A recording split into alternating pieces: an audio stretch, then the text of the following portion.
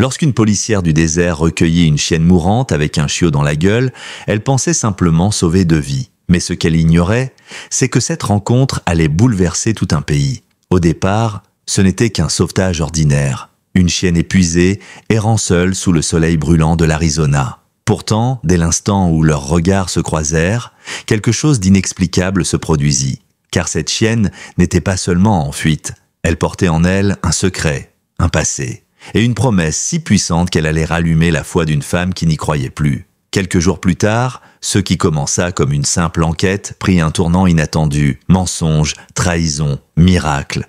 Et au cœur de tout cela, une vérité que personne n'aurait osé imaginer. Restez bien jusqu'à la fin, car ce que cette policière va découvrir aux côtés de cette chienne va vous couper le souffle, et peut-être vous faire pleurer. Avant de commencer, n'oubliez pas d'aimer, de partager et de vous abonner. Et d'ailleurs, petite curiosité, vous regardez cette vidéo depuis quelle ville? Mettez-le en commentaire. J'adore voir jusqu'où voyageaient nos histoires. Le berger allemand s'effondra sur la banquette arrière de la voiture de patrouille de l'agente Rebecca Collins à exactement 9h17 du matin, lors de la journée la plus chaude que l'Arizona ait connue depuis 30 ans. Rebecca revenait tout juste de la station-service, un café brûlant à la main lorsqu'elle aperçut le chien, squelettique, tremblant, à peine vivant. Dans sa gueule, il tenait un chiot, inerte, gris comme la cendre. Le thermomètre du tableau de bord affichait 47 degrés. Du sang maculait le cuir des sièges, tandis que la chienne déposait son petit avec une infinie précaution.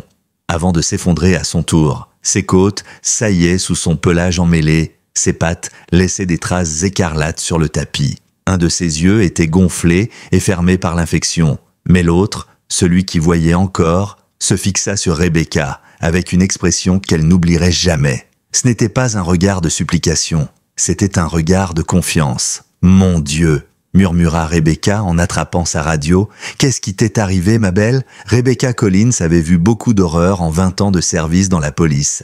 Mais quelque chose, dans la manière dont cette chienne mourante s'était effondrée sur sa banquette, avait percé les murailles qu'elle s'était construites autour du cœur. À 52 ans, Rebecca paraissait plus âgée qu'elle ne l'était. Les rides sur son visage n'étaient pas celles du rire, mais celles du chagrin, creusées par 2 décennies de violences domestiques, d'accidents mortels et de crimes révélant jusqu'où l'humanité pouvait aller dans la cruauté. Ses cheveux, devenus gris trop tôt, elle avait cessé de les teindre 5 ans plus tôt, quand l'argent avait commencé à manquer. Divorcée depuis 8 ans, elle vivait seule dans une vieille caravane au Desert Valley Mobile Home Park. Le divorce s'était fait sans drame. Son ex-mari, Tom, n'avait simplement plus supporté le stress, les horaires irréguliers, les cauchemars. Il n'avait jamais eu d'enfant. Ils avaient essayé une fois. Une fausse couche, 15 ans plus tôt, avait brisé ce rêve. Son salaire, 52 000 $ par an, paraissait correct sur le papier. Mais après avoir versé les 3 800 $ mensuels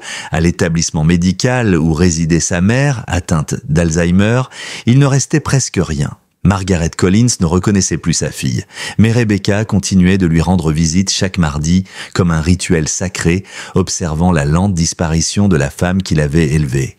Ce matin-là, Rebecca devait terminer sa dernière patrouille. Sa lettre de démission, datée et signée, l'attendait dans son casier. 20 années de service, un cœur vidé, une pension réduite et des dettes écrasantes. Elle ne pouvait plus continuer, ni financièrement, ni émotionnellement. Et pourtant, une chienne mourante venait de choisir sa voiture comme sanctuaire. L'histoire de ce chien commençait 4 mois plus tôt avec une femme nommée Dorothy Miller, un nom que Rebecca ne connaissait pas encore. Dorothy avait 71 ans quand elle s'était effondrée seule sur le carrelage de sa cuisine.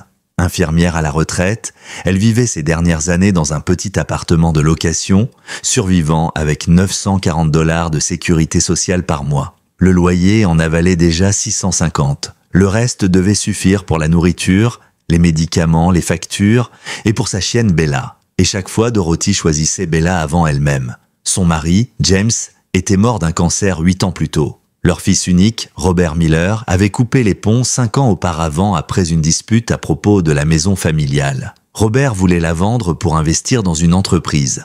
Dorothy avait refusé. Finalement, les dettes médicales et une escroquerie financière l'avaient forcé à vendre malgré tout, mais à ce moment-là, Robert ne lui parlait déjà plus. Alors, Dorothy avait emménagé dans un 2 pièces exigu et trouvé 3 petits boulots. réceptionniste dans un cabinet dentaire, caissière occasionnelle et promeneuse de chiens le week-end, 400 $ de plus par mois, juste assez pour nourrir Bella. Ce que personne ne savait, c'est que Dorothy avait tenté de mettre fin à ses jours à 2 reprises après la mort de son mari, en 2018 avec des médicaments. En 2019, elle avait même écrit la lettre d'adieu.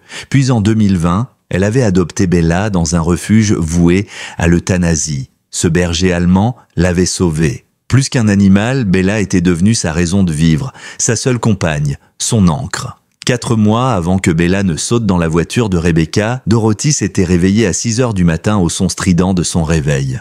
Le soleil n'était pas encore levé, mais la chaleur déjà lourde. Elle donna à manger à Bella avant de penser à elle-même. C'était toujours ainsi. Le bruit des croquettes tombant dans le bol métallique remplissait le silence. Dorothy observait sa chienne avec la tendresse de quelqu'un qui sait que l'amour, parfois, consiste simplement à donner sans rien attendre. Son propre petit déjeuner serait une tranche de pain grillé et un thé tiède. Le lait dans le frigo avait expiré depuis 3 jours. Elle le boirait quand même. En attendant que l'eau chauffe, Dorothy sentit une étrange légèreté dans sa tête, un vertige, comme si le sol ondulait sous ses pieds. Elle se cramponna au comptoir. Ça ne passa pas. Sa vision se brouilla sur les bords. Rien de grave, pensa-t-elle. Hypoglycémie, déshydratation, fatigue. Elle but un peu d'eau, se força à respirer calmement. Il ne fallait pas s'arrêter. Le cabinet dentaire comptait sur elle à 9 heures. Elle avait déjà 2 semaines de retard de loyer. La veille, le propriétaire avait appelé. Un homme qu'elle n'avait jamais rencontré, travaillant pour la société de gestion de l'immeuble. « Madame Miller, vous avez 14 jours de retard. Paiement vendredi, ou nous entamerons les procédures d'expulsion. S'il vous plaît, avait-elle supplié, la voix tremblante. Mon chèque de sécurité sociale est en retard, il arrive parfois la semaine suivante. Je vous promets que je paierai dès qu'il arrive. Ce n'est pas une œuvre de charité, Madame Miller. Vendredi, ou vous êtes dehors. » Il avait raccroché sans autre mot. Dorothy s'était assise, les larmes aux yeux. Bella s'était aussitôt approchée, posant sa tête sur ses genoux comme pour lui dire « Je suis là ». Maintenant, dans la lumière grise de l'aube, Dorothy se força à suivre sa routine. Se laver, s'habiller, partir. Si elle s'arrêtait, elle réfléchirait. Et si elle réfléchissait, elle s'effondrerait. Mais à 8h30, la faiblesse s'intensifia. Son bras droit devint lourd, engourdi. « Ce n'est rien, murmura-t-elle à Bella. « Je suis juste fatiguée, ma belle. » À 10h, elle sortit dans le petit jardin derrière son appartement pour arroser ses plants de tomates. Le soleil brûlait déjà. Le vertige revint. Elle lâcha l'arrosoir qui tomba dans un fracas métallique et soudain sa jambe droite refusa d'obéir. Elle sentit son corps basculer lentement, comme dans un cauchemar au ralenti. Sa tête heurta le béton brûlant. La douleur explosa dans son crâne.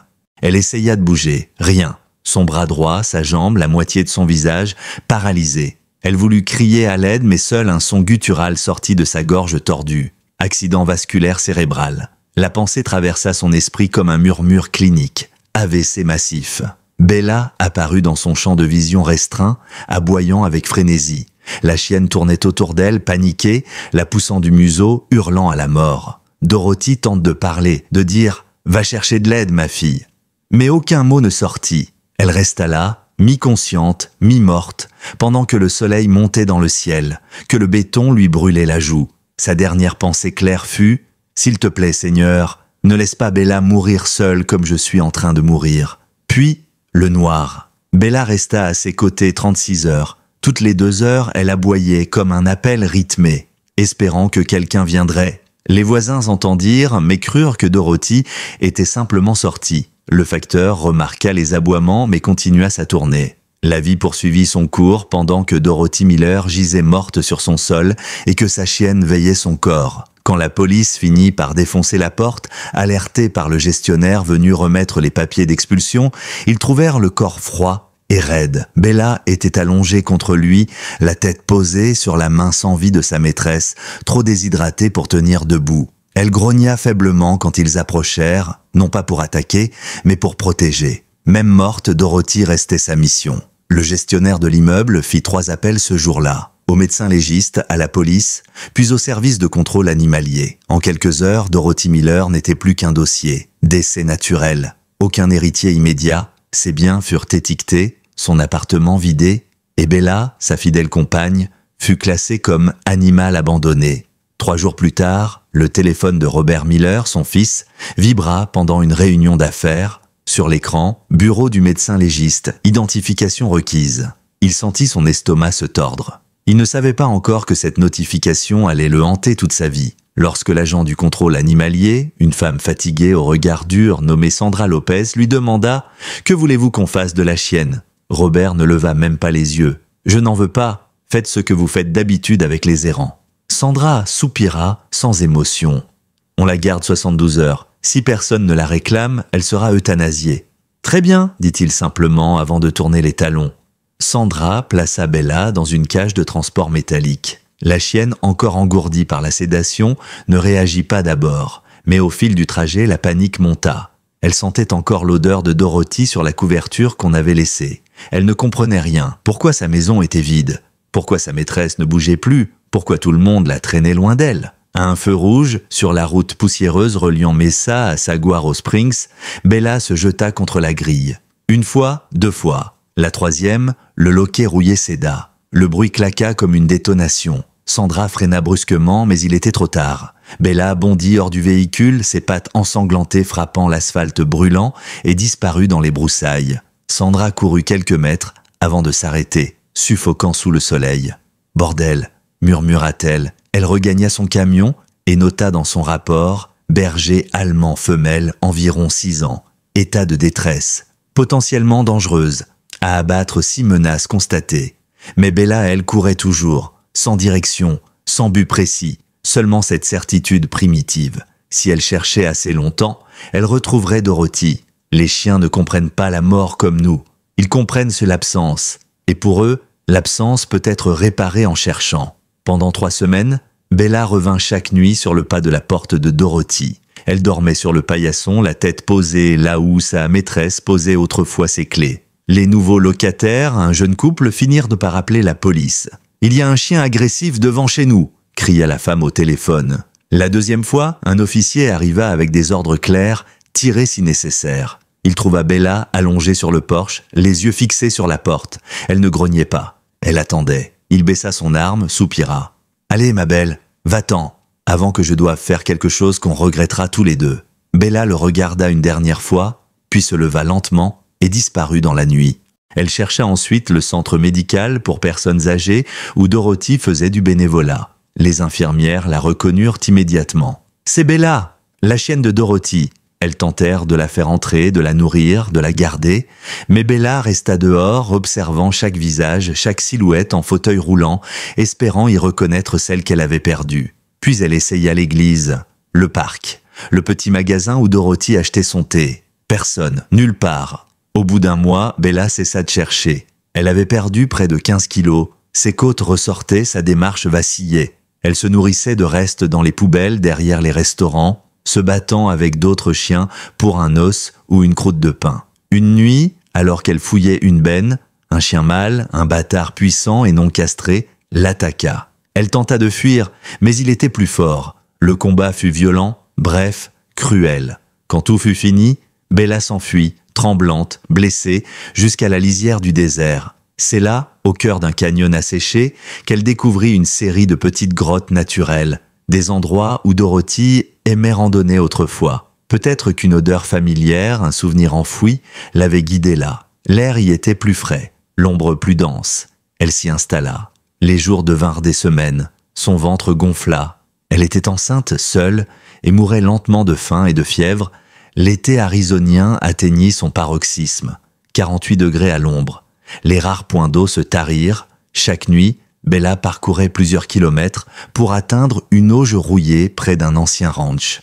L'eau était verte, infecte, mais elle la buvait quand même. C'était ça, ou mourir. Elle chassait quand elle le pouvait, rats, lézards, lapins efflanqués.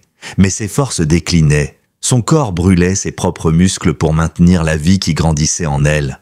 Un soir, alors que le soleil se couchait, 3 coyotes apparurent à l'entrée de sa grotte. Leurs yeux brillaient dans la pénombre. Ils grognaient, menaçants. C'était leur territoire. Bella, d'habitude si douce, montra les dents. Dorothy disait toujours « Bella ne ferait pas de mal à une mouche ». Mais cette fois, Bella n'était plus une simple chienne. Elle était une mère. Quand le coyote alpha attaqua, Bella répondit avec une rage primitive. Le combat dura 3 minutes à peine. Elle réussit à les repousser mais pas sans payer le prix. L'un d'eux lui avait lacéré l'épaule d'un coup de griffe profond. La plaie s'infecta en quelques jours. Sans soin, sans eau propre, la chair devint rouge, puis violette, puis noire. La douleur était insupportable, mais Bella tint bon, parce qu'elle n'avait pas le choix. Le 28 juin, alors que la nuit tombait sur le désert, Bella se recroquevilla au fond de sa grotte.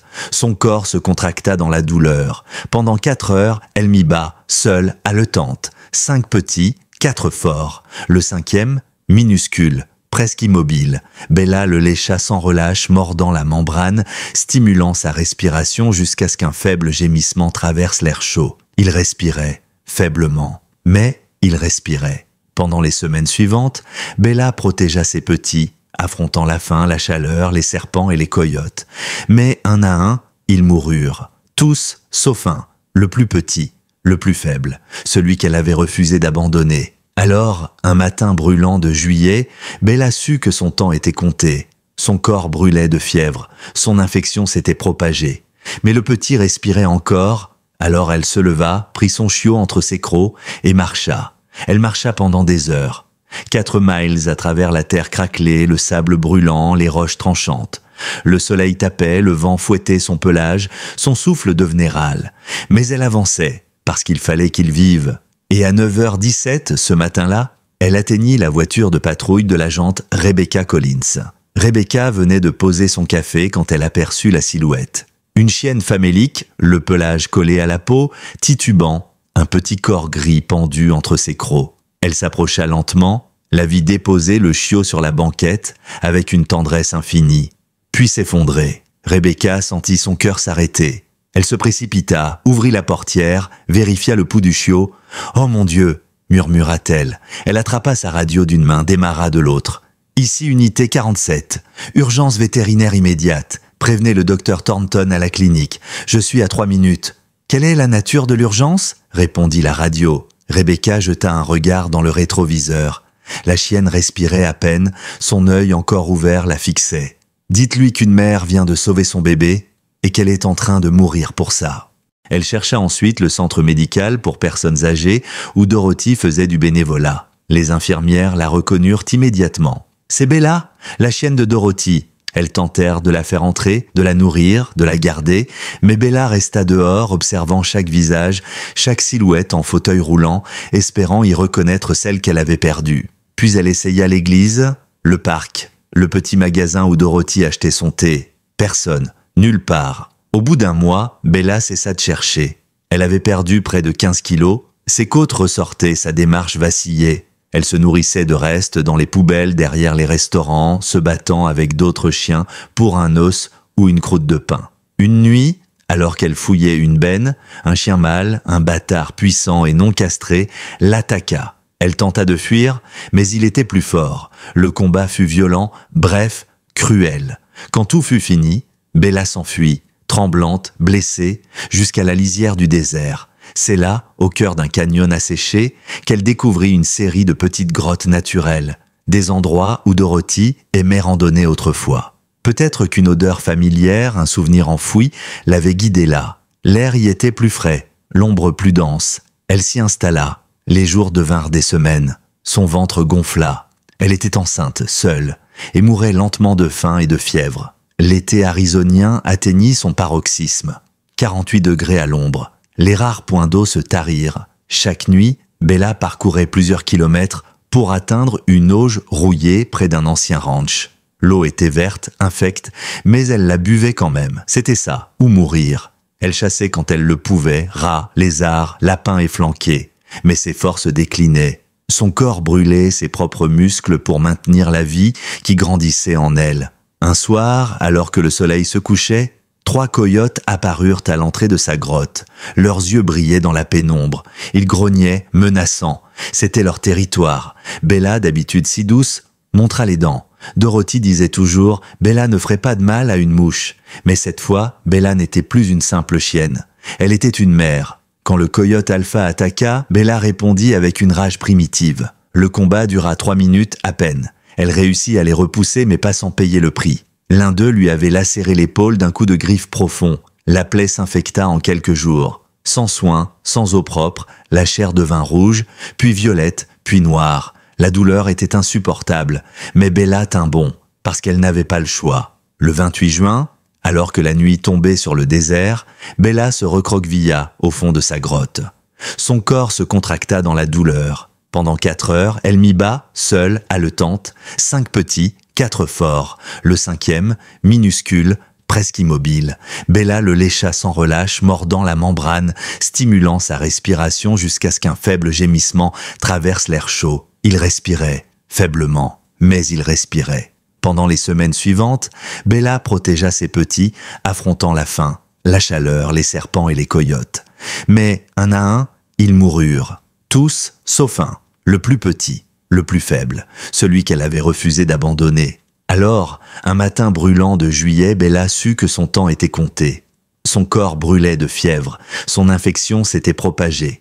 Mais le petit respirait encore. Alors elle se leva, prit son chiot entre ses crocs et marcha. Elle marcha pendant des heures, 4 miles à travers la terre craquelée, le sable brûlant, les roches tranchantes. Le soleil tapait, le vent fouettait son pelage, son souffle devenait râle, mais elle avançait, parce qu'il fallait qu'il vive. Et à 9h17 ce matin-là, elle atteignit la voiture de patrouille de l'agente Rebecca Collins. Rebecca venait de poser son café quand elle aperçut la silhouette. Une chienne famélique, le pelage collé à la peau, titubant, un petit corps gris pendu entre ses crocs. Elle s'approcha lentement, la vit déposer le chiot sur la banquette avec une tendresse infinie, puis s'effondrer. Rebecca sentit son cœur s'arrêter. Elle se précipita, ouvrit la portière, vérifia le pouls du chiot. « Oh mon Dieu !» murmura-t-elle. Elle attrapa sa radio d'une main, démarra de l'autre. « Ici unité 47. Urgence vétérinaire immédiate. Prévenez le docteur Thornton à la clinique. Je suis à 3 minutes. » « Quelle est la nature de l'urgence ?» répondit la radio. Rebecca jeta un regard dans le rétroviseur. La chienne respirait à peine, son œil encore ouvert la fixait. « Dites-lui qu'une mère vient de sauver son bébé et qu'elle est en train de mourir pour ça. » Les sirènes hurlèrent dans les rues brûlantes de Saguaro Springs. Rebecca roulait à tombeau ouvert, le cœur battant, la peur au ventre. Quand elle arriva, le docteur James Thornton l'attendait déjà dehors. Blouse ouverte, lunettes de fil, cheveux argentés. 58 ans, vétérinaire depuis 30 ans, un vieil ami. Il l'avait déjà vu briser, mais jamais comme ça. Rebecca sortit du véhicule, le chiot contre sa poitrine. À l'arrière, Jim, la mère est pire. Thornton se pencha, observa la chienne effondrée et resta figé. « Seigneur, depuis combien de temps est-elle comme ça ? 10 minutes peut-être. Elle a sauté dans ma voiture avec le petit. »« Sauté ?» répéta-t-il stupéfait. Rebecca hocha la tête. Oui, elle l'a déposée doucement sur le siège et elle s'est écroulée. Thornton releva les yeux vers elle, bouleversé. Elle savait, murmura-t-il. Elle savait qu'elle allait mourir. Et elle t'a trouvé pour sauver son bébé. Le docteur Thornton appela son assistante sans perdre une seconde. Lisa, préparez l'oxygène, une perfusion, des antibiotiques et l'incubateur portable maintenant. Une jeune femme aux cheveux striés de violette surgit du couloir. Elle prit délicatement le chiot des bras de Rebecca. « Température ?» demanda-t-elle en touchant le petit corps froid. « Je ne sais pas », répondit Rebecca, la voix tremblante. « Il me semble glacé malgré la chaleur. »« Hypothermie probable ?» conclut Lisa. « Je m'en occupe. » Pendant ce temps, le docteur Thornton se pencha sur la chienne allongée à l'arrière du véhicule. Sous les néons blancs, la réalité apparut dans toute son horreur. La peau collée aux os, la plaie infectée sur l'épaule, les gencives livides, le souffle haché. « Mon Dieu !» murmura-t-il. Elle pèse à peine 20 kilos, elle devrait en faire 30 de plus. Son corps est en train de lâcher. Il s'adressa à Rebecca sans lever les yeux. Elle est en septicémie avancée. L'infection de son épaule s'est propagée dans tout son système. Ses reins sont pratiquement hors service et sa température dépasse les 41 degrés. Rebecca, les poings serrés, demanda d'une voix sèche « Vous pouvez la sauver ?» Le vétérinaire ne répondit pas tout de suite. Il plaça la perfusion, administra les médicaments et puis soupira. Même si on la stabilise, le pronostic est très sombre. 6, peut-être 8 heures au mieux. Rebecca croisa son regard, la mâchoire contractée. Alors, on a 8 heures pour trouver une solution. Rebecca, elle a besoin d'une chirurgie lourde de transfusion, de soins intensifs pendant des semaines. On parle de milliers de dollars. Et même avec tout ça, elle ne survivra probablement pas. « Faites-le quand même !» « Rebecca, reprit-il doucement, Vous m'avez dit le mois dernier que vous alliez déposer le bilan à cause de la maison de retraite de votre mère. Vous ne pouvez pas... Je trouverai. C'est impossible. J'ai dit que je trouverai, s'écria-t-elle, la voix brisée, puis plus doucement, s'il vous plaît, Jim, essayez. Lisa, dans la salle adjacente, doit travailler d'arrache-pied. Le chiot, à peine âgé de 3 semaines, souffrait d'une déshydratation sévère et d'une hypothermie extrême. Elle a besoin de lait, mais elle est trop faible pour téter, expliqua Lisa. Je vais la nourrir avec une sonde et la mettre sous chaleur constante. Fais tout ce que tu peux, répondit Rebecca. En attendant, l'agente se tenait dans le couloir, son instinct de policière reprenant le dessus. Elle observa les détails, réfléchit. Ce chien n'était pas un simple errant. Il avait été aimé, éduqué, dressé. Quelqu'un quelque part l'avait perdu. Rebecca sortit le vieux collier de cuir du cou de Bella. L'étiquette rayée était presque illisible. Elle frotta doucement le métal sous la lumière. Un nom apparut, Bella, et un numéro partiellement effacé, 5550147. Elle composa immédiatement le numéro, une tonalité, puis une voix automatique. Le numéro que vous avez composé n'est plus attribué. Rebecca fronça les sourcils et appela le poste de police. Martinez, ici Collins. J'ai besoin que tu fasses une recherche sur un ancien numéro de téléphone, 5550147. Trouve-moi le dernier propriétaire enregistré. Reçu? Je te rappelle dans 5 minutes. 5 minutes plus tard, la voix du jeune officier grésilla dans l'oreillette. J'ai trouvé. Numéro enregistré à une certaine Dorothy Miller, 842 Mosquito Lane, appartement 2B. Mais, attends, il y a une mention spéciale dans le dossier. Quel genre de mention? Statut décédé. Rebecca sentit son sang se glacer. Quand? 4 mois. Cause naturelle, apparemment un accident vasculaire cérébral. Corps retrouvé après 36 heures, aucun proche notifié. Et le chien? Y a-t-il mention d'un animal? On entendit le bruit de papier qu'on feuilletait. Oui, un berger allemand, femelle, environ 6 ans, transporté par le service animalier. Tiens-toi bien, il y a une note manuscrite. L'animal s'est échappé pendant le transport. À abattre s'il présente un danger pour la population. Rebecca ferma les yeux, le souffle coupé. « Mon Dieu, tu l'as trouvé, Dorothy !»« Quoi ?» demanda Martinez. « Rien, merci Martinez. » Elle raccrocha le cœur lourd et resta immobile, les pièces du puzzle s'assemblant dans son esprit. Dorothy Miller était morte seule.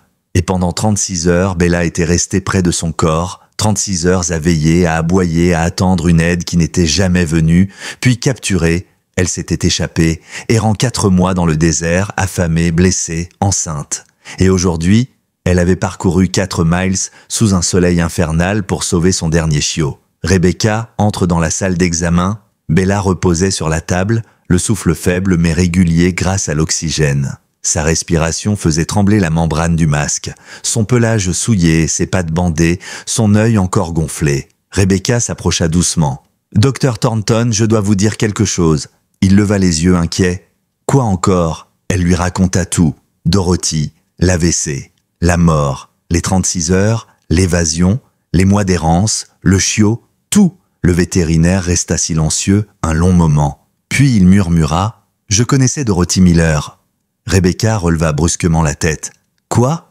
Elle m'avait amené cette même chienne, il y a 4 ans. Je me souviens parfaitement. Bella avait une occlusion intestinale. Elle allait mourir sans opération. Dorothy n'avait pas les moyens. La chirurgie coûtait plus de 800 $. Et qu'avez-vous fait ? Je l'ai opérée quand même. Je lui ai dit qu'on mettrait en place un plan de paiement. Elle m'a envoyé 20 $ par mois pendant 1 an sans jamais rater un seul versement. Puis, elle m'a envoyé une carte de remerciement. Il s'interrompit, sa voix se brisant. Je l'ai encore. Elle disait « Merci d'avoir sauvé Bella. Vous avez aussi sauvé ma vie. » Rebecca sentit sa gorge se nouer. Elle ne plaisantait pas, dit-elle d'une voix tremblante. Le vétérinaire hocha lentement la tête. Non, je crois qu'elle disait la vérité. Cette chienne était tout ce qu'elle avait. Pendant des heures, ils travaillèrent ensemble sous la chaleur écrasante d'un après-midi à 48 degrés. Le docteur Thornton nettoya la plaie infectée, sutura la chair, administra des transfusions. Il fit tout ce que la médecine permettait. Mais certaines blessures étaient plus anciennes, plus profondes que celles de la chair. En fin de journée, il retira ses gants, épuisé. « Je suis désolé, Rebecca, j'ai tout tenté. Elle ne passera pas la nuit. Ses organes lâchent un à un. » Rebecca s'assit près du chenil où Bella reposait, le regard perdu dans le vide. Combien de temps lui reste-t-il ? 12 heures, peut-être moins. Elle a tenu jusque-là par pur instinct, par volonté, mais son corps n'en peut plus. Rebecca inspira profondément. « Puis-je amener le chiot ?» juste pour qu'elle la voie. Le vétérinaire hésita. « Ce n'est pas recommandé. S'il vous plaît. » Lisa revint quelques instants plus tard avec l'incubateur. Le petit dormait paisiblement, bien au chaud, son ventre rond, après son premier vrai repas. Elle posa doucement la boîte à côté du chenil. Bella ouvrit son œil, encore valide. Lentement, elle leva la tête. Son regard se fixa sur le chiot. Sa queue, immobile depuis des heures, bougea faiblement. Une seule fois. Puis elle reposa la tête et ferma les yeux. Lisa murmura, la voix brisée. Elle sait que le bébé est sauvé. Elle peut se reposer maintenant.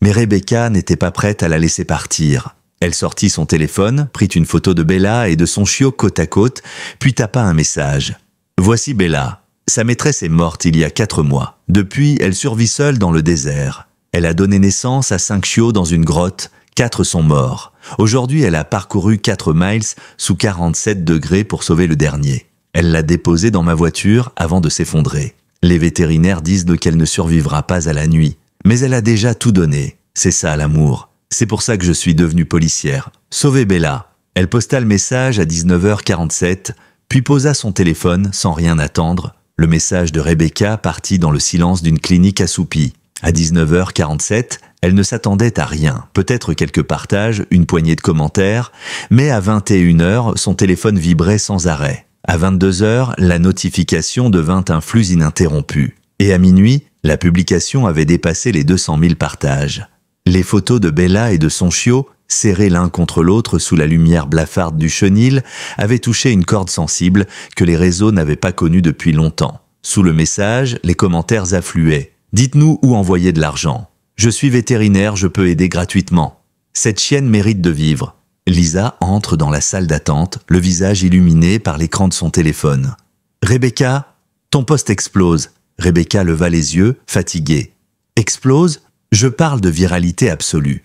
Les gens envoient déjà des dons sur la page de la clinique, regarde ça. » Elle lui tendit le téléphone. Sur l'écran, un compteur tournait à toute vitesse. $1,200, $3,800, $5,900. En moins de 2 heures, les internautes avaient versé plus de $7,000. Rebecca sentit un mélange étrange d'incrédulité et d'espoir lui remonter dans la gorge. 7 000 ? Déjà ? Oui, et ça grimpe encore. Les gens sont fous de cette histoire. Certains veulent adopter le chiot, d'autres demandent des nouvelles de Bella toutes les 5 minutes. Le docteur Thornton sortit de la salle d'opération, essuyant ses mains sur sa blouse. « Qu'est-ce que j'entends ?»« Les dons montent en flèche, » répondit Lisa. Le vétérinaire haussa les sourcils. « Assez pour payer les soins ? » ?»« Plus qu'assez. » Thornton resta silencieux un moment, puis souffla. « Alors, on continue. » Toute la nuit, ils travaillèrent. Thornton resta jusqu'à 3 heures du matin. Rebecca, elle, refusa de quitter la pièce. Bella oscillait entre la vie et la mort, son cœur battant irrégulièrement, sa respiration haletante. Chaque fois que son rythme chutait, Rebecca posait une main sur elle. « Tiens bon, ma belle, tiens bon. » À 4 heures, Lisa entra discrètement, un café dans chaque main. « Toujours pas de changement ? » ?»« Non, mais elle respire encore. »« Et le chiot ? » ?»« Il dort. » Rebecca jeta un coup d'œil vers l'incubateur. Le petit s'était blotti dans un coin, sa respiration lente mais stable. « Elle s'est battue pour lui, » murmura Rebecca. « Je ne la laisserai pas mourir seule. » Le vétérinaire, épuisé, finit par s'assoupir sur une chaise. Rebecca, elle, resta éveillée. Les heures passaient, lentes, étirées. Dans la lumière vacillante du néon, elle repensa à tout ce qu'elle avait perdu. Son mari, son espoir, sa foi dans ce monde. Et maintenant, une chienne mourante venait de lui rappeler ce qu'elle avait oublié. Ce que signifie vraiment aimer sans condition. À 6h12 du matin, Bella cessa de respirer. Rebecca sentit le vide la traverser, brutalement. « Non, non, non, Bella reste avec moi !» Thornton bondit, attrapa le défibrillateur portable, une décharge, 2, rien. Rebecca, en larmes, secoua doucement la chienne. « Tu ne peux pas partir maintenant, tu entends ? Tu as survécu à tout, tu ne peux pas !» Sa voix se brisa, puis soudain, un faible halètement, à peine audible. Lisa sursauta. « Attendez, elle respire encore !» Thornton se pencha stupéfait. Ce n'est pas possible. Son cœur était arrêté. Rebecca, les mains tremblantes, caressa sa tête. Elle s'accroche. Ou elle refuse de partir sans voir son petit. murmura Lisa. Ils replacèrent l'oxygène. Lentement, très lentement, le rythme cardiaque revint. Faible, mais présent. Rebecca s'assit, épuisée, un sourire à travers les larmes. « Tu es plus forte que nous tous, ma fille. » Au lever du soleil, la clinique ressemblait à un champ de bataille calme.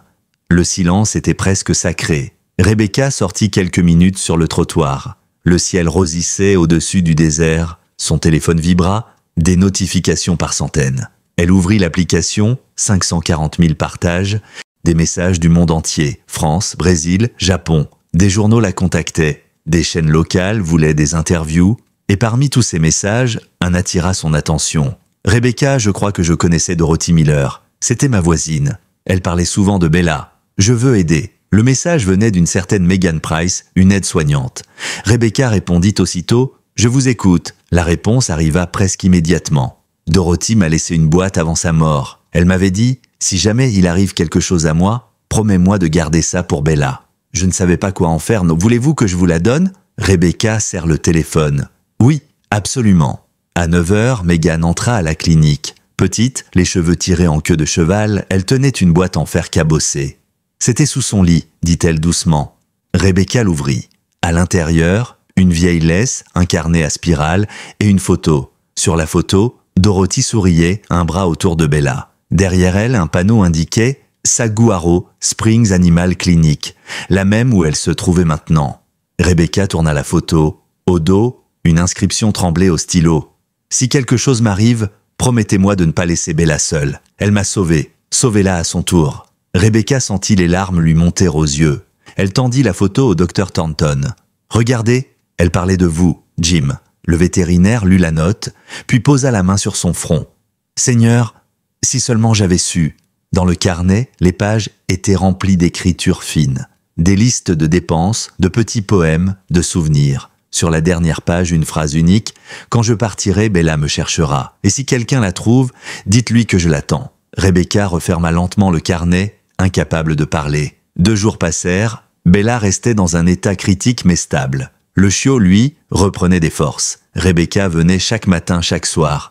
Elle parlait doucement à la mère endormie. « Ton bébé va bien, il boit, il grandit, tu peux te reposer maintenant. » Puis, un matin, alors que la lumière filtrait à travers la vitre, Bella ouvrit les yeux, lentement. Rebecca sursauta. « Jim, elle est consciente !» Thornton accourut, observa la chienne, incrédule. « Mon Dieu, elle a survécu !» Rebecca sourit à travers les larmes. « Bienvenue parmi nous, Bella !» Elle prit délicatement le chiot et le posa contre le flanc de sa mère. Le petit se mit à ramper, cherchant l'odeur familière. Bella, faiblement, lécha le sommet de sa tête. Un son à peine perceptible s'échappa de la gorge de Rebecca. Un rire mêlé de sanglots. « Tu vois, ma belle, tu l'as fait, tu as gagné. » Dans les jours qui suivirent, l'histoire fit le tour du pays. Les journaux titraient « Une mère héroïque du désert ». Bella, la chienne qui a marché 4 miles pour sauver son chiot. Les dons dépassèrent les 50 000 $. De quoi financer les soins de Bella, mais aussi créer un petit fonds d'aide pour les animaux abandonnés de Saguaro Springs. Rebecca refusa d'en garder un centime pour elle. Cet argent appartient à Bella, à Dorothy, et à tous ceux qui aiment sans attendre. Le docteur Thornton, ému, lui dit simplement « Tu viens peut-être de changer bien plus qu'une vie, Rebecca. » Elle hocha la tête, le regard tourné vers la cage où Bella dormait, son chiot contre elle. « Non, Jim, elle a changé la mienne. » 2 semaines s'étaient écoulées depuis le jour où Bella avait rouvert les yeux.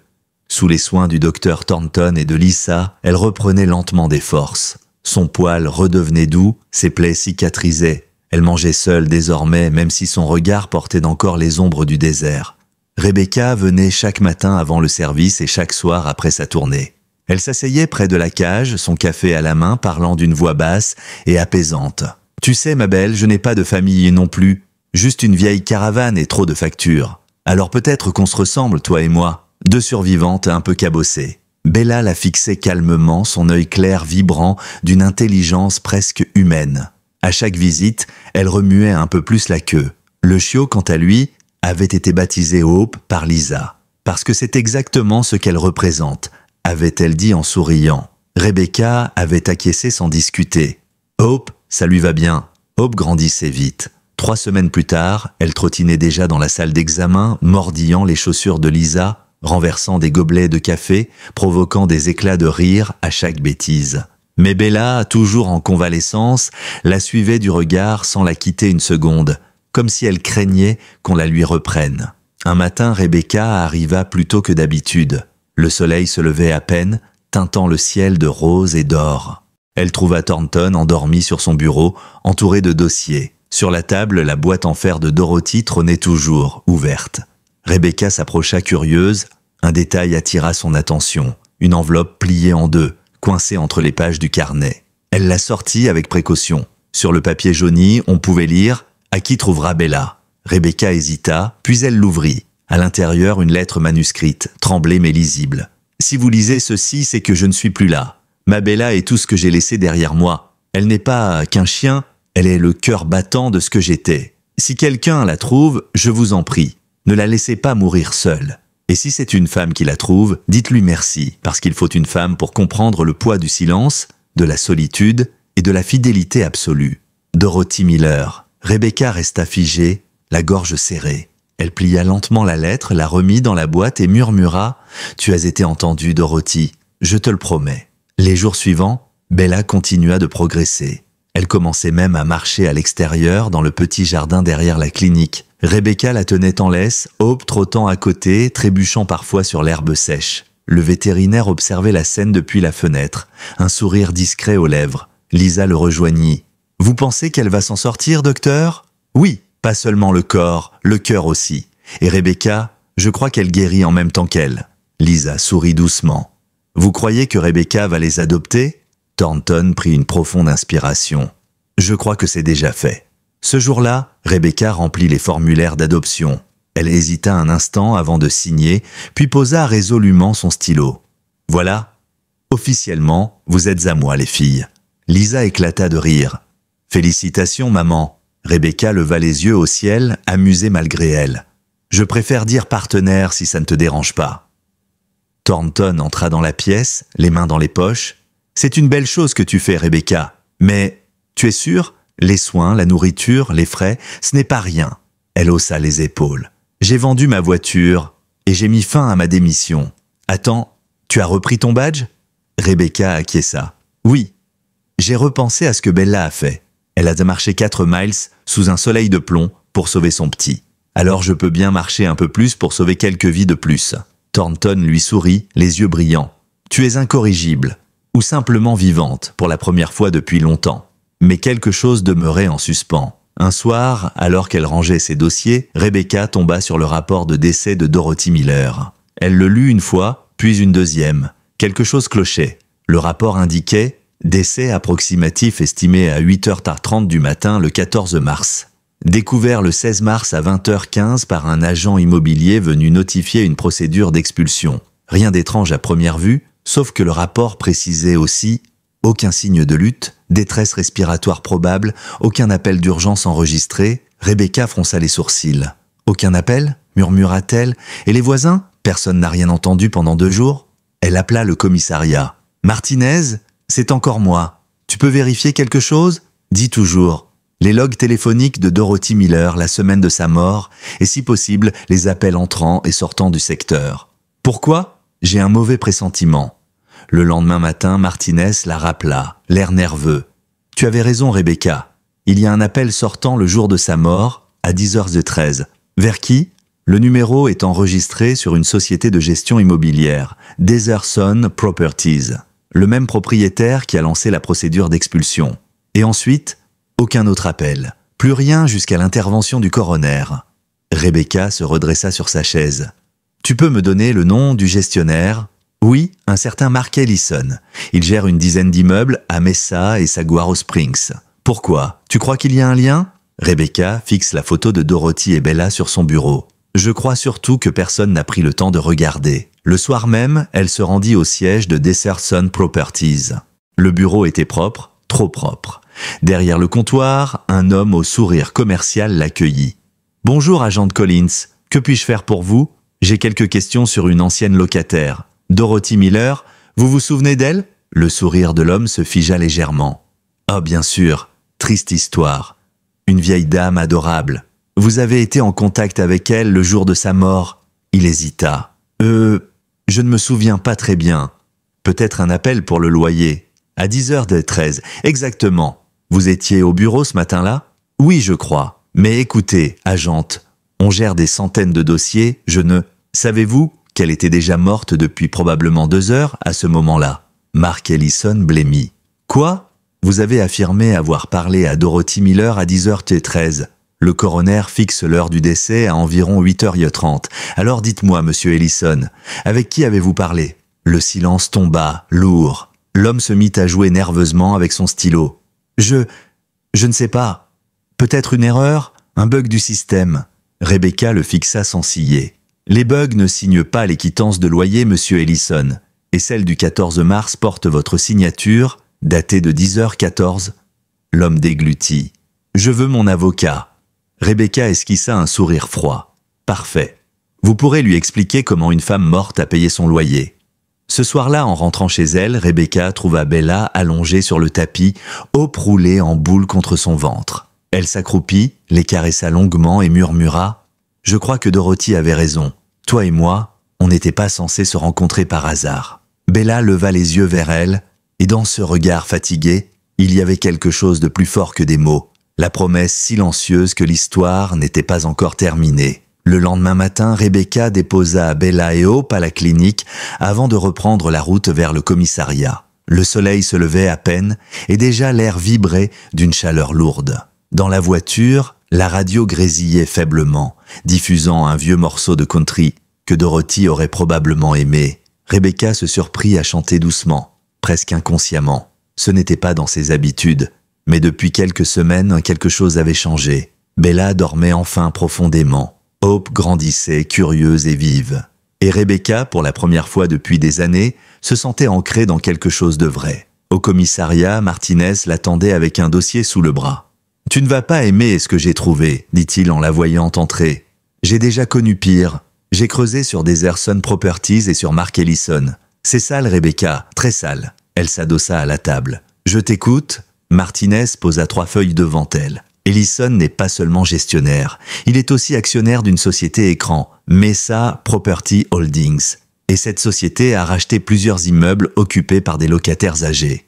Et ensuite, la plupart de ces locataires sont morts dans les 6 mois suivant le rachat, seuls chez eux. Toujours des causes naturelles officielles, toujours des dossiers classés en moins d'1 semaine. Rebecca plissa les yeux. « Tu veux dire que… » Je ne dis rien, mais les dates parlent d'elles-mêmes. Et dans 3 cas, la société a encaissé des arriérés de loyer post-mortem, avec des signatures identiques à celles de Dorothy Miller. Rebecca sentit une froideur lui remonter la colonne vertébrale. Falsification, fraude et peut-être pire. Martinez hocha la tête. Oui, et si je devais parier, je dirais qu'ils ont laissé certains de ces gens mourir en silence. Pas de soins, pas d'aide, pas d'alerte, juste l'attente. Rebecca resta silencieuse un long moment, les mains croisées. Puis calmement, on va rouvrir le dossier de Dorothy Miller. À la clinique, Bella faisait ses premiers pas dehors sans laisse. Lisa la regardait marcher dans le jardin clôturé, Hope trottant derrière, mordillant joyeusement sa queue. « Elle se déplace bien ?» dit Thornton, observant la scène depuis la porte. « Oui !» répondit Lisa émue. « Elle a l'air libre. » Thornton sourit. Les chiens sentent quand les choses changent, même si les humains ne s'en rendent pas compte. Au même moment, Rebecca revenait avec un mandat de perquisition signé par le procureur local. « On va fouiller le bureau d'Ellison ?» Martinez prit une grande inspiration. « Tu penses vraiment qu'il y a plus qu'une fraude ? Je pense que quelqu'un a laissé mourir Dorothy. Et si c'est vrai, je veux savoir qui. » Ils arrivèrent à Deserson Properties à 14h. Le bâtiment climatisé contrastait violemment avec la fournaise extérieure. Ellison était déjà assis derrière son bureau, l'air nerveux. 2 avocats l'entouraient. Rebecca posa le mandat sur la table. « On a reçu l'autorisation du procureur pour inspecter vos registres et vos fichiers. Vous êtes libre de coopérer, ou pas. Mais dans tous les cas, on fouille. » Ellison tenta de garder contenance. « C'est une erreur, agent Collins. Vous gaspillez votre temps. » Rebecca le fixa froidement. « C'est ce que disent toujours les coupables. » Pendant que Martinez fouillait les archives physiques, Rebecca ouvrit le disque dur externe posé sur le bureau. Des dizaines de fichiers, des noms, des dossiers de locataires âgés. Elle cliqua sur l'un d'eux, Miller, Dorothy, Saguaro Springs. À l'intérieur, une série de courriels. L'un d'eux, daté de la veille de sa mort, la glaça. Sujet, retard de paiement. Si la locataire ne règle pas demain, on enclenche la procédure. PS. Pas besoin d'appeler les secours cette fois. La dernière fois, Dodo, ça a compliqué la paperasse. Rebecca sentit le sang battre dans ses tempes. Martinez, regarde ça. Il s'approcha, lut, puis lâcha un juron étouffé. Ils l'ont laissé crever? Non, corrigea Rebecca. Ils ont choisi de ne pas la sauver. Elle tourna l'écran vers Ellison. Vous voulez m'expliquer cette phrase? Il pâlit. C'était une blague. Une mauvaise plaisanterie. Une blague? Vous avez laissé une femme de 71 ans mourir seule au sol et vous appelez ça une blague? Vous n'avez aucune preuve qu'elle était encore en vie quand... Rebecca claqua la main sur la table. Assez, vous saviez qu'elle allait mal. Et vous n'avez rien fait, parce que sa mort vous arrangeait. L'un des avocats tenta d'intervenir. Ma cliente n'a commis aucun crime. Votre client, coupa Rebecca sèchement, va être placé en garde à vue pour falsification de documents, fraude immobilière et négligence criminelle ayant entraîné la mort. Et si l'autopsie complémentaire confirme ce que je pense, on parlera peut-être d'homicide involontaire. Ellison se leva tremblant. Vous ne pouvez pas faire ça? Rebecca sourit froidement. Je viens de le faire. 2 jours plus tard, les médias s'emparèrent de l'affaire. Les journaux titraient « Un réseau d'exploitation immobilière soupçonné d'avoir profité de la mort de personnes âgées ». Le dossier de Dorothy Miller rouvre 4 mois après sa mort grâce à une policière et un chien. Les dons pour Bella et Hope doublèrent. La clinique reçut des centaines de lettres, de fleurs, de dessins d'enfants représentant Bella avec une auréole. Rebecca, elle, resta humble. Elle n'accorda qu'une seule interview dans laquelle elle déclara simplement « Dorothy et Bella nous rappellent une chose, la compassion n'est pas un devoir, c'est un choix, et parfois, c'est tout ce qui nous sépare de la cruauté. » Le soir, elle rentra chez elle éreintée. Bella l'attendait, allongée sur le canapé, Hope endormie contre elle. Rebecca sourit. « Salut les filles !» Bella redressa la tête, puis s'approcha lentement pour poser son museau contre la main de Rebecca. « Tu sais, » murmura-t-elle, « je crois que Dorothy peut enfin reposer en paix. » Elle resta un moment là, assise dans le silence chaud du soir, caressant la tête de la chienne. Hope s'étira, bâilla, puis grimpa sur ses genoux. Rebecca rit doucement. « D'accord, tu veux ta place aussi. » Pour la première fois depuis des années, elle se sentit à sa place, chez elle, mais la paix fut de courte durée. 3 semaines plus tard, alors qu'elle revenait d'une patrouille, Rebecca trouva un mot glissé sous la porte de sa caravane. Un simple bout de papier plié en 2. À l'intérieur, quelques mots écrits à la main. « Vous auriez dû laisser cette affaire tranquille. » Rebecca leva les yeux, scrutant l'obscurité autour du terrain. Le vent soufflait entre les caravanes, soulevant la poussière. Rien. Elle sortit son arme par réflexe, fit le tour du lotissement. Personne. Quand elle rentra, Bella était assise, oreilles dressées, fixant la porte. Rebecca s'agenouilla, caressa son pelage. « T'inquiète pas, ma belle, personne ne te touchera. Personne. » Mais elle le savait déjà. Quelqu'un, quelque part, ne comptait pas laisser cette histoire s'éteindre paisiblement. Et le combat de Bella n'était pas encore terminé. La note resta sur la table toute la nuit. Rebecca la relut encore et encore, les mots semblant s'enfoncer un peu plus à chaque fois dans son esprit.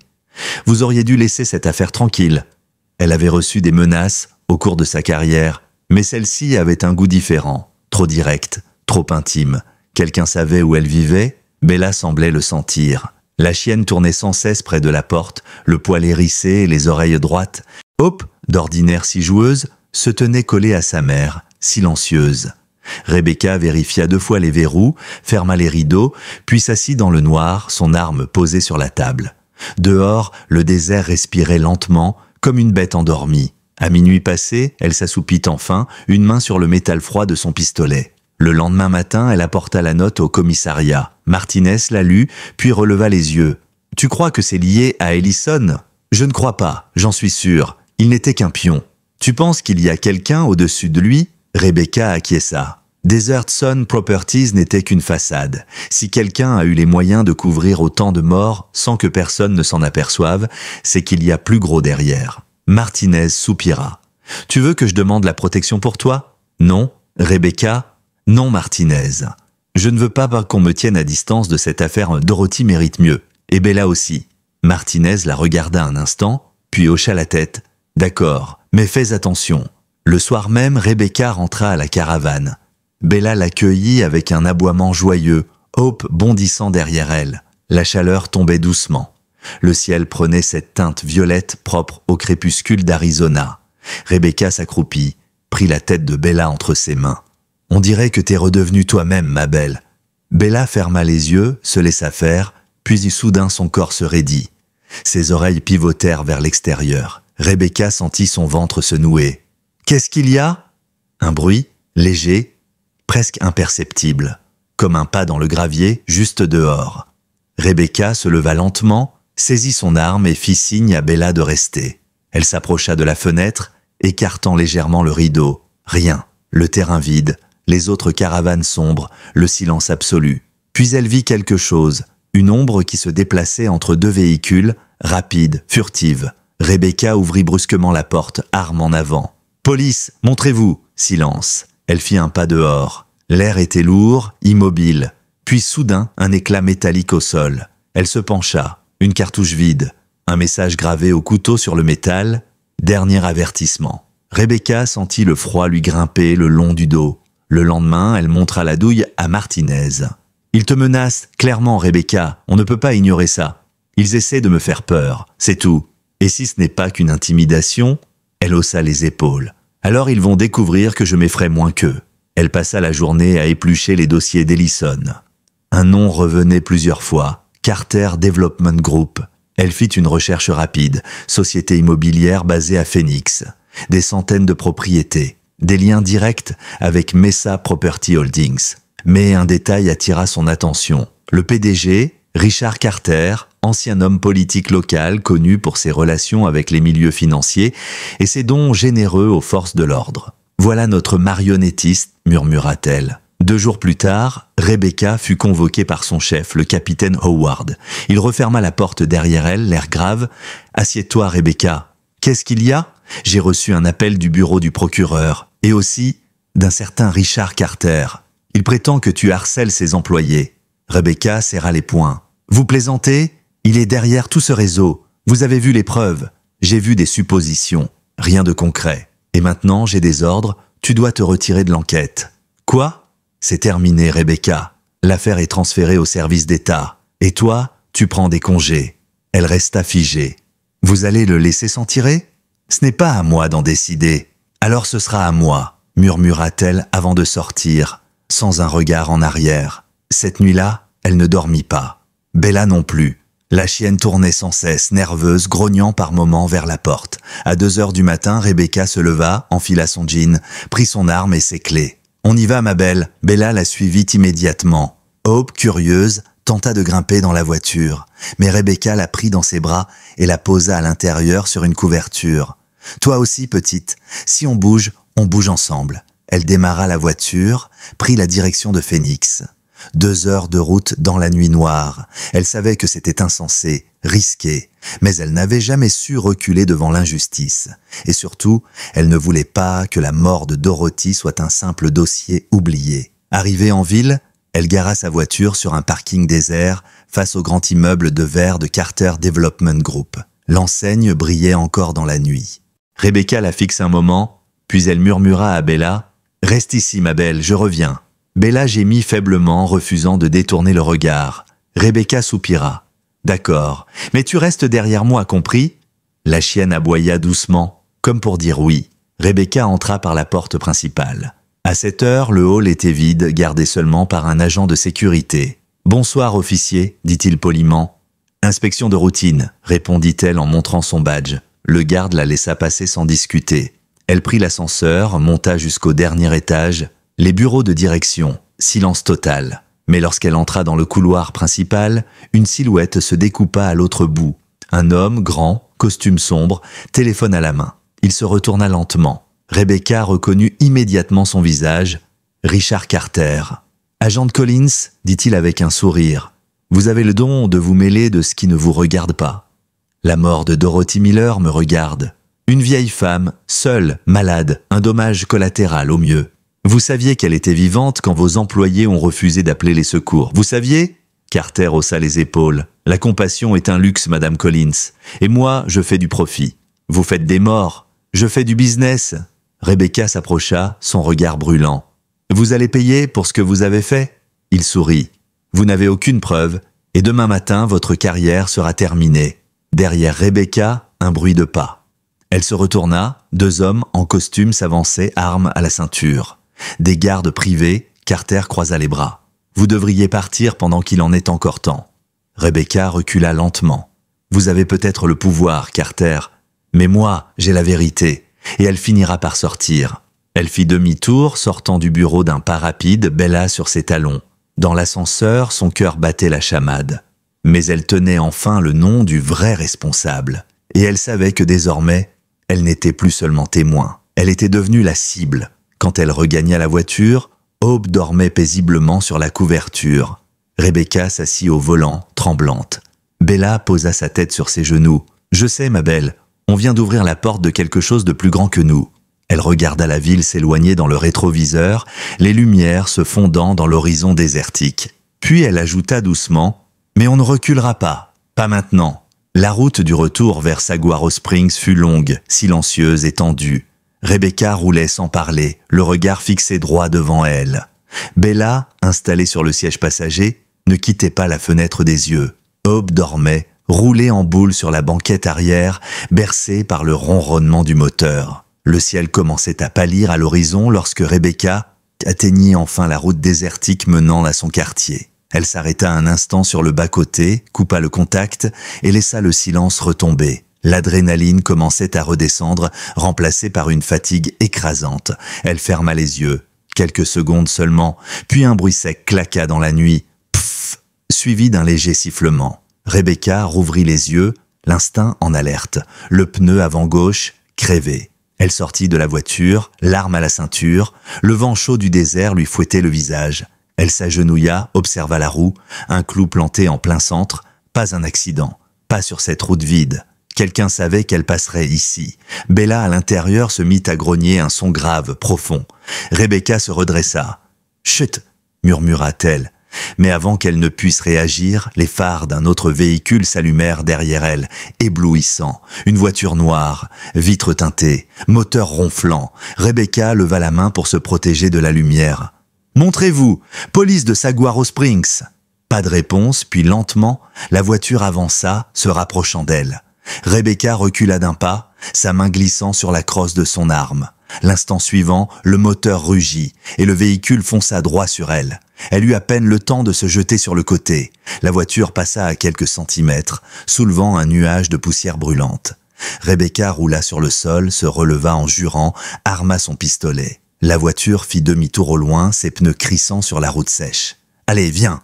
cria Rebecca en ouvrant la portière du SUV. Bella bondit dehors, aboyant furieusement, son regard rivé sur la silhouette qui revenait à toute vitesse. Rebecca visa les phares, un tir, puis un second. Les balles explosèrent le verre. Le véhicule dérapa, fit une embardée et s'arrêta net sur le bas-côté, à une vingtaine de mètres. Le silence revint, brutal. Rebecca s'approcha lentement, l'arme pointée. « Sortez du véhicule, mains en l'air !» Rien. Elle s'approcha encore. Bella grognait, avançant à ses côtés. À l'intérieur, le siège conducteur était vide. La portière, grande ouverte. Sur le siège passager, un téléphone vibrait encore. Rebecca s'en empara. Sur l'écran, un message s'affichait. « Assure-toi qu'elle ne parle pas. RC. » Elle sentit une vague glacée lui traverser la poitrine. « Richard Carter ?» murmura-t-elle. Quelques heures plus tard, au commissariat, la tension était à son comble. Le chef Howard faisait les 100 pas dans son bureau. « Tu te rends compte de ce que tu viens de faire? Tu as tiré sur un véhicule sans autorisation, sans mandat, sans témoin. » Rebecca garda son calme. « Il m'a foncé dessus, et j'ai des preuves. » Des preuves?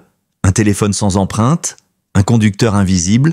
Et un message qu'on pourrait falsifier en 30 secondes? Vous savez très bien que Carter est derrière tout ça. Howard s'approcha d'elle, la voix plus basse. « Écoute, Rebecca, je t'apprécie, tu le sais. Mais tu t'enfonces. Ce type a des avocats, des juges et la moitié du conseil municipal dans sa poche. Si tu continues, tu perds ton insigne. Et peut-être plus. Alors qu'il garde son argent. Moi j'ai Bella. Et la vérité. » Howard la fixa longuement, puis secoua la tête. « Tu es têtue comme une mule. »« Non, capitaine. Juste vivante, grâce à eux. » Elle tourna les talons et quitta le bureau, Bella sur ses pas. Le lendemain, Rebecca retourna à la clinique. Lisa et Thornton l'attendaient à l'entrée. On a vu les infos, dit le vétérinaire. Il parle d'une poursuite armée sur la route 85. C'est toi? Rebecca soupira. Oui, Carter a essayé de me faire taire. Tu devrais partir quelques jours? Et aller où? Le désert? Thornton haussa les épaules. Si c'est là que tu es en sécurité, pourquoi pas? Bella s'approcha d'elle, le museau levé. Hope gambadait autour, ignorant la gravité du moment. Rebecca se baissa pour caresser la chienne. Tu veux une promenade, ma belle? Bella répondit d'un petit aboiement joyeux. Elles partirent marcher dans le canyon à la sortie de la ville, là où Bella avait autrefois trouvé refuge pendant ses mois d'errance. Rebecca marchait lentement, observant le paysage. Les pierres rouges, la lumière dorée du matin, tout semblait étrangement paisible, jusqu'à ce qu'elle entende le bruit d'un moteur au loin. Un tout-terrain noir, soulevant un nuage de poussière, s'approchait sur le chemin désertique. Rebecca se figea. « Non, pas encore !» Elle attrapa son arme, chercha un couvert. Bella, elle, grognait déjà, les crocs découverts, son instinct en éveil. Hope, terrifiée, se réfugia derrière un rocher. Le véhicule s'arrêta brusquement à une 50aine de mètres. 2 hommes en sortirent. Pas des policiers, pas des chasseurs, des mercenaires. Rebecca sentit son cœur s'emballer. « C'est fini, Collins !» cria l'un d'eux. « On ne veut pas te tuer, mais il faut que tu nous suives. » Rebecca répondit en levant son arme. « Ce que vous voulez, c'est m'enterrer à côté de Dorothy Miller. » Mauvais choix. Le premier homme leva son fusil. Rebecca plongea derrière un rocher. Les tirs fusèrent, déchirant le silence du canyon. Bella bondit sans hésiter. Rebecca hurla « Non, reste !» Mais la chienne fonça droit sur les hommes, aboyant avec une rage animale. Le premier tireur tenta de l'ajuster, mais Bella était trop rapide. Elle le renversa de tout son poids, le désarma, le mordit à l'avant-bras. L'homme hurla. Le second leva son arme. Un bruit sec, un tir. Bella poussa un cri déchirant et s'effondra. « Non !» hurla Rebecca en surgissant de sa cachette. Elle tira 2 fois. Le premier homme tomba, le second recula blessé, puis prit la fuite à bord du véhicule. Rebecca courut vers Bella. La chienne respirait encore, haletante, une tache de sang s'élargissant sur son flanc. « Tiens bon, ma fille, tiens bon. » Elle arracha sa chemise, en fit un bandage de fortune. « On va rentrer, d'accord? On va rentrer ?» Bella la regarda, les yeux pleins de douleur mais sans peur. Elle remua faiblement la queue. Rebecca sentit ses larmes couler sans retenue. « Tu n'as pas le droit de partir, tu m'entends? Pas toi, pas après tout ça. » Elle prit la chienne dans ses bras, la déposa sur la banquette arrière, puis démarra en trombe vers la clinique. Thornton et Lisa étaient déjà dehors quand elle arriva. « Salle d'opération maintenant !» cria le vétérinaire. Ils transportèrent Bella à l'intérieur. Le sang ruisselait sur le sol. Rebecca resta dehors, incapable d'entrer. Hope, blottie contre ses jambes, gémissait doucement. Rebecca caressait sa tête en silence, fixant la porte close de la salle d'opération. Chaque minute semblait une éternité. Après 1 heure, Thornton sortit enfin. Son visage disait tout. Rebecca secoua la tête. « Non, non, Jim, ne me dis pas ça. » Le vétérinaire posa une main sur son épaule. « La balle a touché l'artère fémorale. Elle a perdu trop de sang. On fait tout ce qu'on peut. Mais... » Rebecca ferma les yeux, submergée. « Pas encore, elle, » murmura-t-elle. Pendant ce temps, la ville bruissait de rumeurs. Un nouveau scandale éclatait. Les preuves volées du bureau de Carter venaient d'être publiées en ligne. Des courriels, des factures, des relevés bancaires. Quelqu'un les avait transmis anonymement à la presse. Et au milieu de ce chaos, une photo circulait, Rebecca, agenouillée, tenant Bella ensanglantée dans ses bras. L'image fit le tour du pays. Une fois encore, Bella était devenue symbole, mais cette fois, son combat se jouait entre la vie et la mort. La salle d'opération baignait dans une lumière blanche et froide. Bella gisait sur la table, le flanc ouvert, la respiration faible. Derrière la vitre, Rebecca priait en silence. « Tension à 60, murmura le docteur Thornton. « Prépare l'adrénaline. » Les machines bipaient faiblement. Puis soudain, le signal devint plat. Un long, interminable bip. « Non !» cria Rebecca. Thornton déchargea le défibrillateur 1 fois, puis 2, rien. À la 3e, un battement, faible, puis un autre. Le cœur de Bella repartit. Rebecca tomba à genoux, les larmes aux yeux. « T'es-tu comme moi? Tu refuses encore de partir. » 48 heures plus tard, Bella ouvrit les yeux. Hope grimpa sur la table et se blottit contre elle. Thornton sourit. « Si quelqu'un me dit encore que les miracles n'existent pas, je lui montre ça. » Mais la paix fut brève. Un homme en costume entra dans la clinique, un pistolet sous la veste. Bella le sentit avant tous les autres. Elle bondit. Le coup partit, Rebecca riposta. L'homme s'effondra mort. Sur sa veste, sécurité, Carter Development Group. Cette fois, c'en était trop. Rebecca fit perquisitionner les bureaux de Richard Carter. Les preuves refirent surface. Contrats illégaux, fraude, mort, couverte. Carter fut arrêté. « Vous n'avez rien gagné, Collins ?» lança-t-il. « Peut-être, mais pas aujourd'hui. » Quelques semaines plus tard, Saguaro Springs respirait à nouveau. Bella devint un symbole, la chienne qui n'abandonne jamais.